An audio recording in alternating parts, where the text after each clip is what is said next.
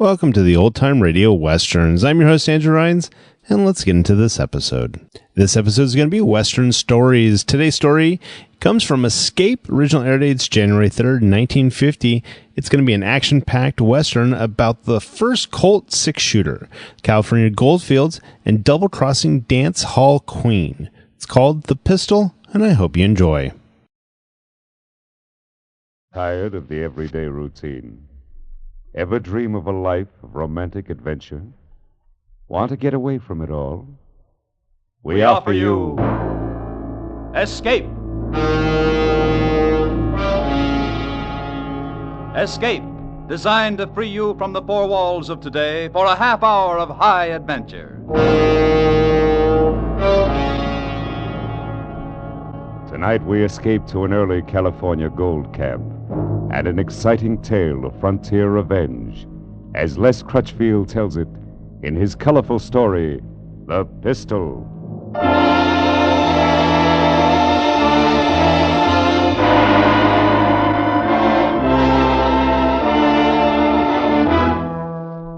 San Francisco Bay was a graveyard that summer, with over 300 deserted windjammers lying at anchor, and the city itself the next step to a ghost town.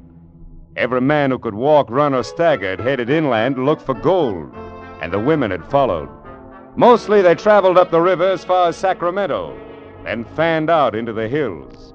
That was the jumping-off place, Sacramento.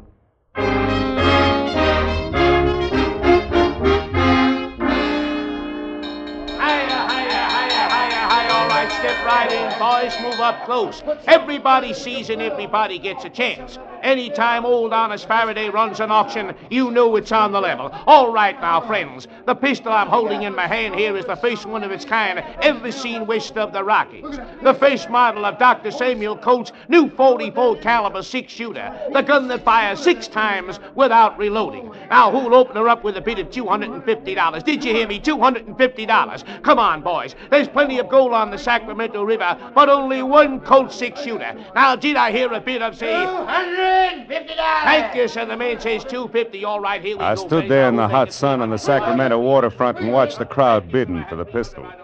Roustabouts, gamblers, vaqueros, gold miners, men from everywhere and from nowhere, and a few women. I wanted that gun myself. I wanted it bad. I was taking a stagecoach to Rawhide Flats in the morning, where my brother Dave and his partner had located a rich claim. And I didn't plan to load myself down with an outfit, but a gun was different.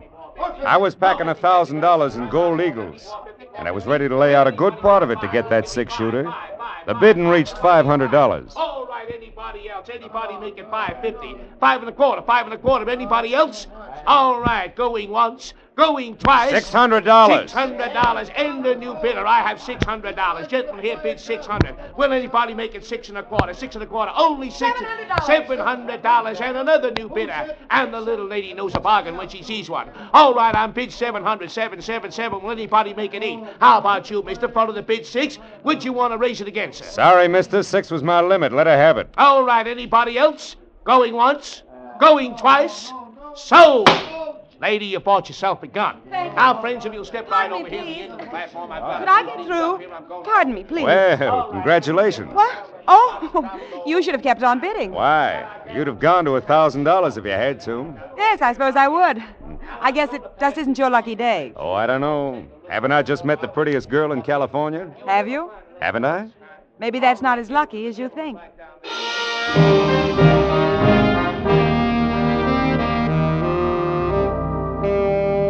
When I climbed on board the stagecoach to Rawhide Flats the next morning, I found 7 trunks had already been loaded. 5 tied on the back and top and 2 inside. And a few minutes later, their owner showed up. Oh, it was the red-headed gal who'd bought the gun the afternoon before.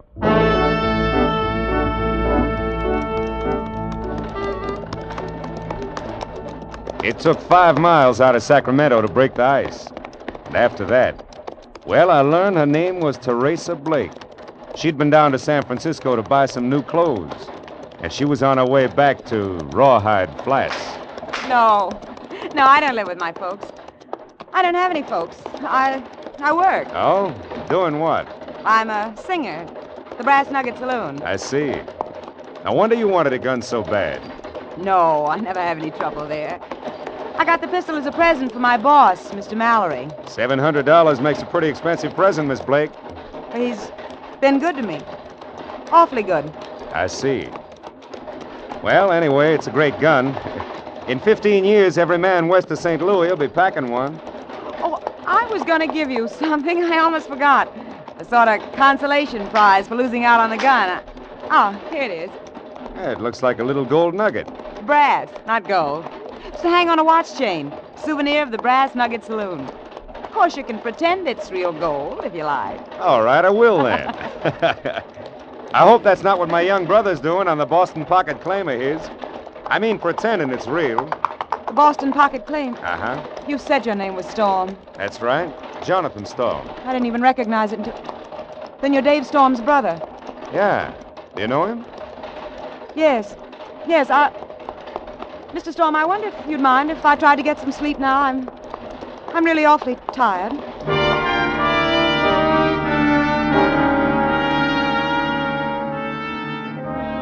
Around the middle of the afternoon, our stagecoach dropped out of the rough hills we've been traveling through, ran down into a comparatively level gulch, splashed across the ford in the creek below town, and swung into the wagon-rutted main street of Rawhide Flats. It was like every other boom town I'd seen. A mixture of mud, shacks, board-fronted stores, bars, rooming houses, stables, horses, burros, and men. Men everywhere, milling and shoving along the plank walks and out into the street. Noisy, brawling, bearded, and tough. Rawhide Flats.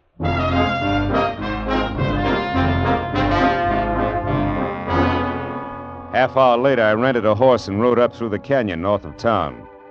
Both banks of the creek were lined with miners, busy with picks and shovels, pans and rockers. All of them breaking their backs, sweating out their hearts for the same reason: gold. About 3 miles up, I turned into the side canyon the man at the livery stable had told me about. And a few yards in, I found it blocked off by a 6-foot rail fence. All right, mister. That's far enough. Yeah? Afraid I might jump that fence? Don't get smart. Just turn that horse around and head out the same way you came in. Why? I just got here. Is this the Boston Pocket claim? That's right. You're as close to it right now as you're gonna be. Go on, get. Now, look, suppose you put that rifle away before it goes off and hurts somebody, huh? And go tell the owner his brother's here. Barton Mallory's got no brother. Now get out. Mallory?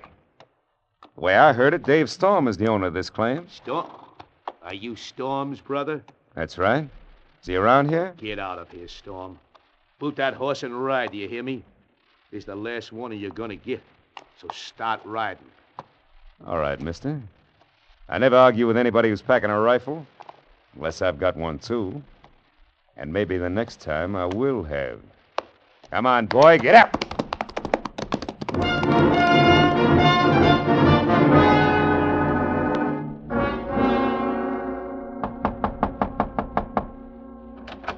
Yes? Oh, Mr. Storm. What are you doing here? How did you find my room? I asked one of the bartenders over at the Brass Nugget. Mind if I come in, Miss Blake? Of course I mind. Why, if Mr. Mallory found you here, He'd what? You only work for him. He doesn't own you, does he? That's no concern of yours. You're presuming a good deal simply because we rode in the same stagecoach. Now get out. Miss Blake, I didn't come here with any presumption in mind. All I'm after is some information about my brother Dave. Where is he? I don't know anything about him. You brought his name up yourself during the trip this morning. I have nothing to say. Will you please leave? What's this about Bart Mallory owning Dave's Boston Pocket claim? I know nothing about it. Dave's partner's called Dan Rivers. Do you know him? Get out. All right, Miss Blake. I'll find them. And it's nice to have seen you again. Look, if you want some good advice, leave town right now and don't ask any more questions. Why not? Never mind why not, Mr. Storm. Just get out of town fast. Thanks for the advice, Miss Blake. I'll decide whether it's good or not after I talk to my brother and his partner.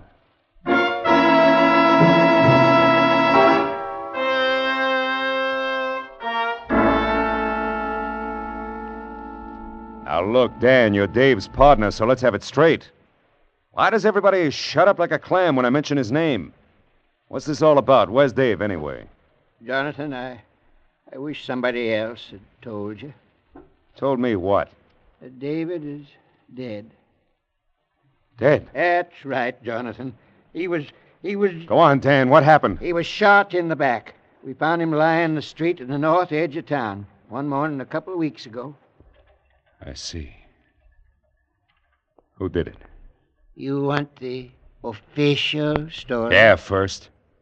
They say Dave dropped into the Brass Nugget Saloon late that night and sold the Boston pocket claim to Bart Mallory. Took $12,000 in gold certificates for it. And they say that's how come he was murdered and robbed after he left the Nugget. Has Mallory got a deed, a bill of sale? Yeah, he's got one all right with Dave's name on it. How come Dave could sell the claim out from under you even if he wanted to? I thought the two of you were partners. We were, but we recorded the whole claim in Dave's name. And that way only one of us had to make the trip to Sacramento. All right. That's the official story. Let's have the other one. Dave wouldn't have sold out to Mallory for any amount of money. Mallory had been after him for weeks, but Dave and me both knew we had the best claim in Rawhide Flats. So? Some of his gunslingers bushwhacked Dave. Mallory turned up with his phony deed the next day. And everybody in town knows it, but nobody dares to say so. I suppose it's like every other boom camp. No law here yet, huh? Only what law a man can make for himself. In that case, I guess I better make a little. To fit this Bart Mallory. Maybe you don't know exactly what you're tying into, son. Why, he's got half a dozen or more of the toughest boys in California on his payroll. We'll find out how tough they are. Don't count much on me. I'm an old man. All right, Dan. So they're not the best odds in the world. Can't be helped. You play with the cards you got. Dave used to tell me you were the coldest man he ever seen when it come to trouble. I think maybe he was right. Well, first thing I need's a gun. With odds the way they are, I guess I better have a six-shooter. Pretty out of luck, Jonathan. I've heard of 'em, but you won't find one here in Rawhide. Oh, there's one here, all right. Fella got it just today. Fella named Mallory. Mallory? Now, wait a minute, Now, look, son. Dan. I thought a lot of my brother. And I don't like the way he was killed. I need that gun of Mallory's. I'm going to get it. And then I'm going to use it to get Mallory. That's the way it's going to be, Dan. You can count on it.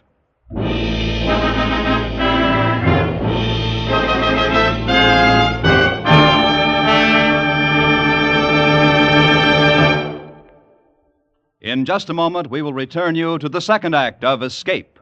But first, another Wednesday night, Star Night, coming up on CBS again tomorrow. The young fellow who made good on the Bing Crosby show last week will be back again for more songs and fun-making. The young fellow named Al Jolson, who Bing thinks is quite promising.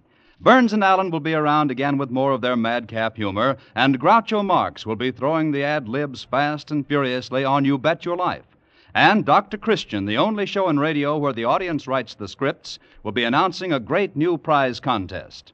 They're all heard on most of these same CBS stations. So tune in tomorrow night for Dr. Christian, Groucho Marx, Bing Crosby, and Burns and Allen. And now we return you to Escape.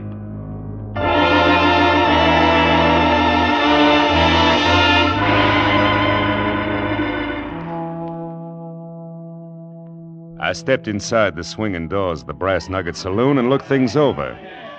Finally, I had the bartender point out Mallory. He was sitting at a table in the back near the offices, playing poker with three other men. The two boys lounging against the wall behind him were obviously his bodyguards. I pushed my hat back on my head and walked toward the table.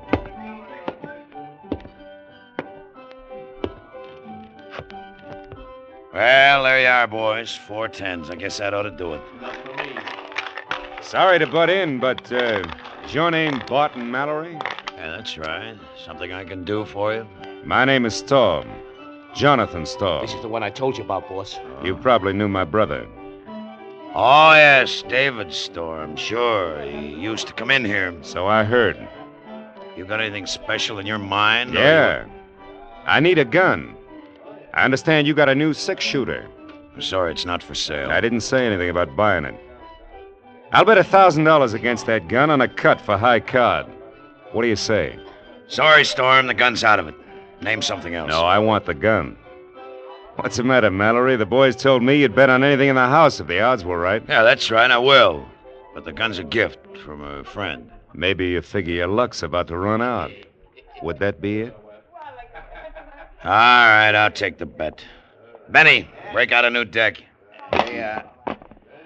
Well, there's the gun. Let's see your 1,000. Sure. Mind if I shuffle? No, go ahead. Maybe I should have warned you, Mallory. I got a feeling this is my lucky night. I'll take a chance it isn't. By the way, you wouldn't happen to have any idea who shot my brother in the back, would you, Mallory? No, I'm afraid not. The killer hasn't been identified yet. That's too bad. Maybe I'll have to identify him myself. Your cut, Mallory. All right. 10 of clubs, huh? Go ahead, Storm. Jack of diamonds. Thanks for the gun. Oh, it's already loaded, too. Well, I think I'll be... Right, I've been looking all over the place, and I can't find... Oh, Good evening, Miss Blake. how do you do, Mr. Storm? I'm sorry if I'm interrupting. No. I'm glad you came. Gives me an idea. Mallory, how'd you like another chance at my $1,000? What's the bet? High card again. $1,000 against a kiss from Miss Blake. What? Of course, maybe you don't have any say over her, huh? Wait a minute, the bet's on. You want to shuffle again? No. Go ahead, cut. Queen of spades. You'll find that pretty hard to beat. Yeah, I guess you're right. Ace of hearts does it, though. My lucky night, Mallory. Well, Miss Blake, I guess you're... Don't you dare. I'm afraid you don't have much choice about it, honey. I won this from your boss. You...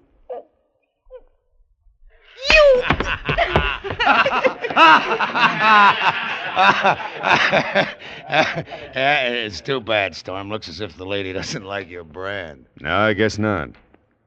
I didn't expect her to be the one to have to tell me, though, Mallory. I kind of thought that you might resent that, might want to do something about it. Why? That's what she's here for. It's her job. She gets paid to take care of the customers. Why should I worry about a cheap little... Watch your talk! Hold it, boys. You're covered.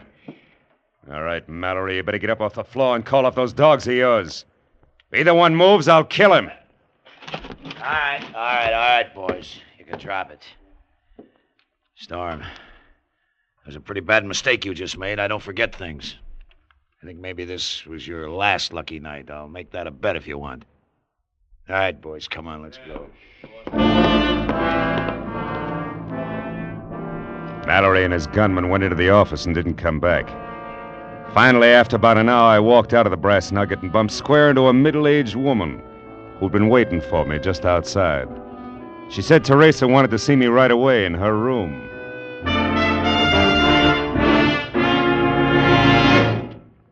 You can put that gun away, Mr. Storm. I'm here alone. This isn't a trap. And what is it? I want to know why you made that bet. I mean, about kissing me. Suppose we just say I wanted to. Let it go at that. You're afraid, aren't you? You're afraid not to be tough. Is that why you asked me to come here to tell me that? Well, don't you suppose a girl can have feeling left? But you can be sorry for things? Meet somebody, maybe. Go ahead, honey. You're doing fine. What do you mean? I mean, I'm halfway ready to believe that. A little more of it, and I would believe it. And if I had any sense, I'd know better. I see. And that's the way you feel about it. It's a start, isn't it? This is the first time I have... Oh, what's the use? Try You it wouldn't and believe find out. Get out. You don't understand anything. Go on. Get out. Get out! Get out!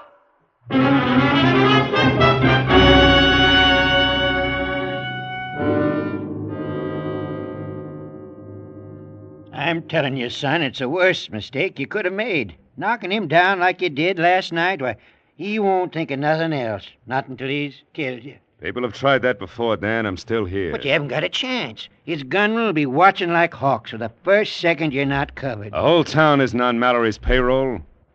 I've got an idea a lot of people around here might like to see him shown up, provided somebody else called the play. Maybe so, but still leaves half a dozen of his gunslingers to deal with. I don't think so, Dan. If their boss is knocked over, they'll drift. I've seen hired guns before. Odds are against you, son. Well, I feel lucky. It's worth a chance to get Mallory. Not only for killing Dave, but because of what he's doing to Teresa Blake. Teresa Blake? Yeah, I kind of think she'd be a pretty decent kid if it weren't for him. Yes, Jonathan. That's what your brother Dave thought. What?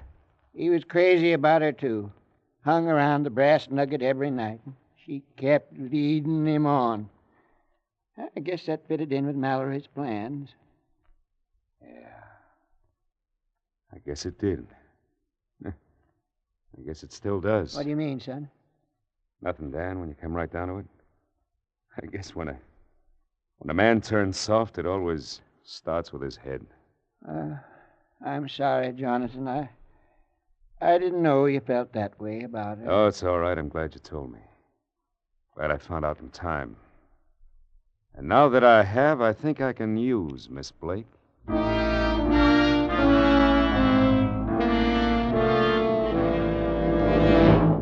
Why did you come here? What do you want?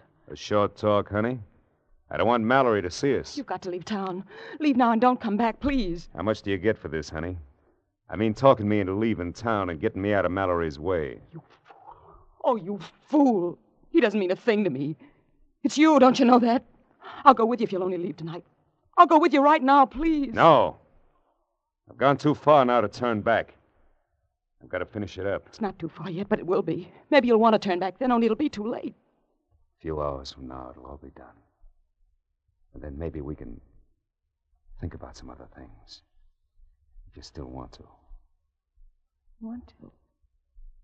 Of course I'll want to, Johnny. Johnny. Nobody's called me that for a long time. Terry, I want you to do something for me. Anything, Johnny, anything. Do you think you can get that deed to my brother's claim from Mallory's strongbox and give it to me? I think so. Yes, of course I can. He trusts me enough. Yeah, I'll bet he does. How long will it take? Give me an hour. All right. Johnny, would you kiss me first? Sure, Terry. Oh, Johnny. That was better than the one I risked $1,000 for. Nobody could buy that for $1,000. Nobody ever has.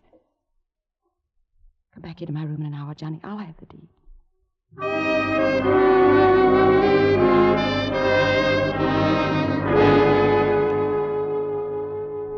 I followed her into town, staying behind her in the darkness.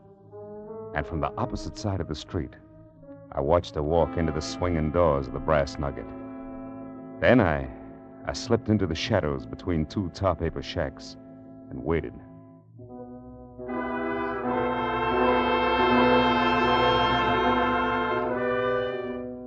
It was a half hour before they came out of the saloon and headed down the street toward Teresa Blake's rooming house. All 6 of Mallory's gunslingers. He wasn't taking any chances. Terry had double-crossed me after all. Just the same as she double-crossed my brother. And that was fine with me because I was ready for it.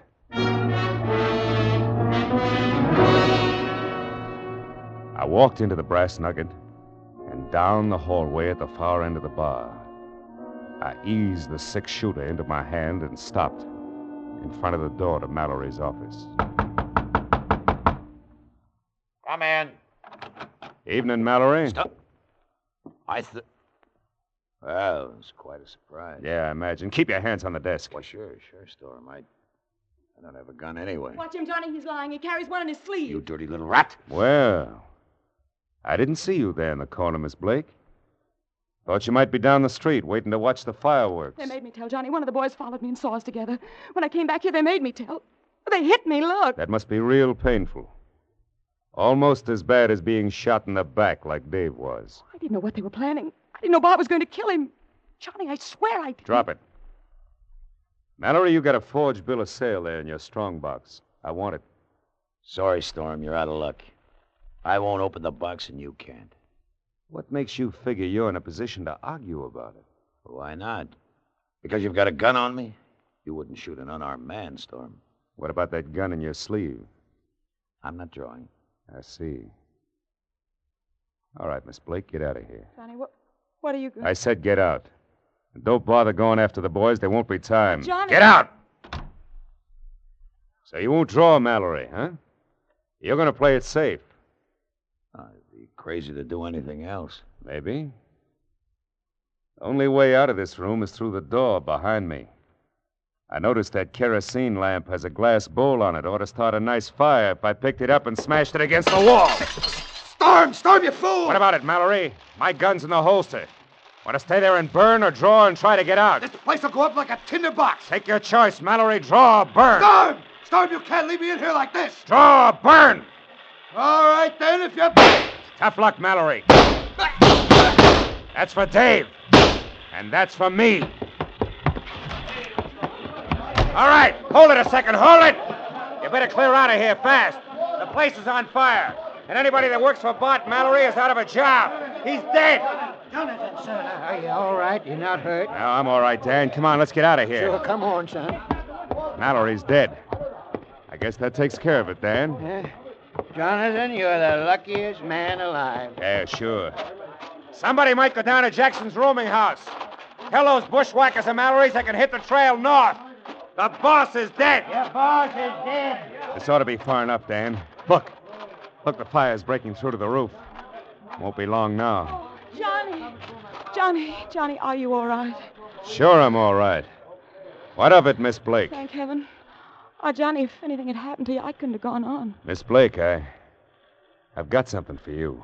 It's a nugget. Some people might figure it's real gold, but actually it's only brass. There you are. Pick it up. And then get going. What do you mean, Johnny? I mean, you better catch up with the boys. They'll be heading north. But you said that we... Drop it. Oh, yes. Here's something else you can have, too. Your six-shooter? No. It's yours. You bought and paid for it. It's got one shot left. Use it any way you want to. Only get out. Beat it. Johnny, you're wrong, you know. You're wrong about a lot of things. But what's the use? That's right. What's the use? Bye, Johnny. Son, you hadn't ought to give her that pistol. That was your luck, you might call it. I think my luck's all run out, Dan. Yeah. Claim is all yours. I'm leaving in the morning, heading south. Why, son, there's nothing south of here. Yeah. But it's the surest way I know to keep myself from heading north.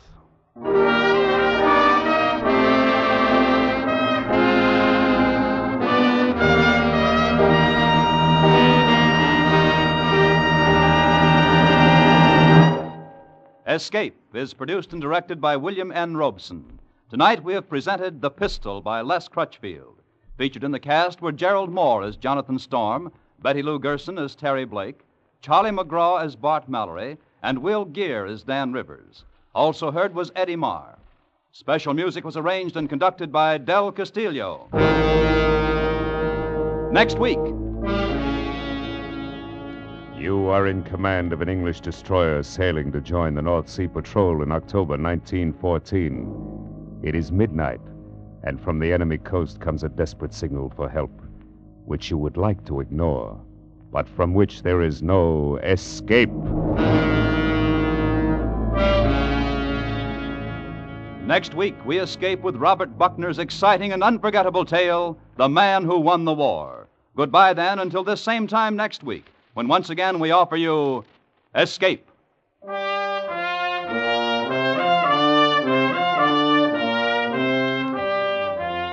This is CBS, the Columbia Broadcasting System.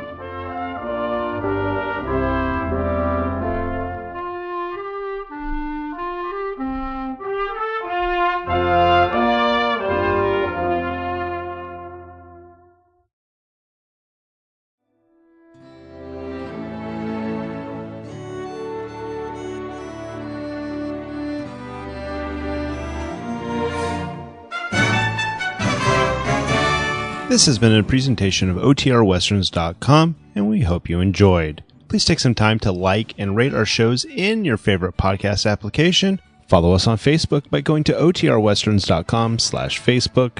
Join in the conversation by going to OTRWesterns.com/Discord. And don't forget to send us an email, podcast@OTRWesterns.com. This episode is copyright under the Attribution Non-Commercial Share Alike copyright. For more information, go to OTRWesterns.com/copyright. Have a great day, and again, thanks for listening.